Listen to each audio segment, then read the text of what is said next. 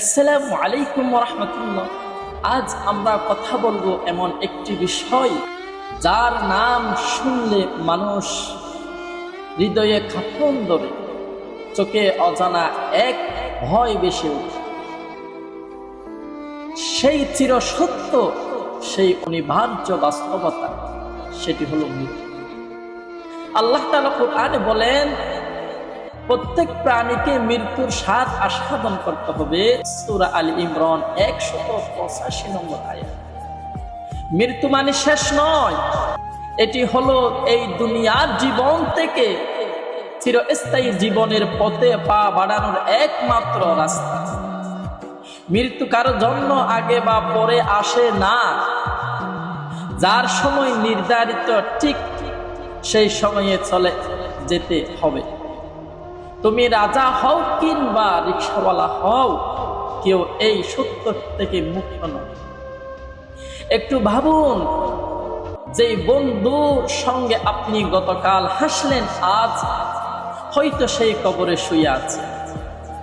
যার কণ্ঠস্বর ছিল প্রাণবন্তর, আজ সেই নিঃশব্দ।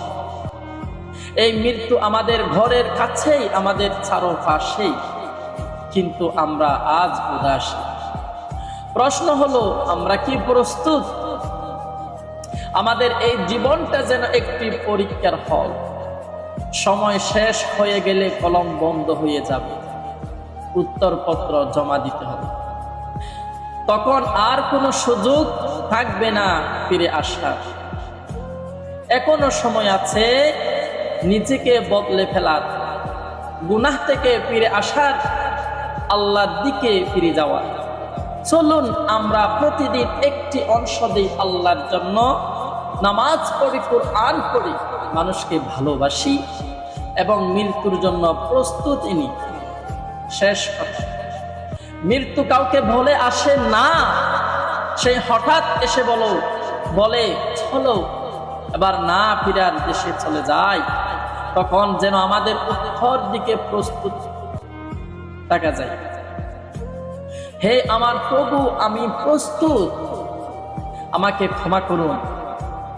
আল্লাহ আমাদের সবাইকে হেদায়েত দান করুন, তাওবার তৌফিক দিন এবং সুন্দর মৃত্যু দান করুন। আমিন ইয়া রাব্বাল আলামিন। আসসালামু আলাইকুম।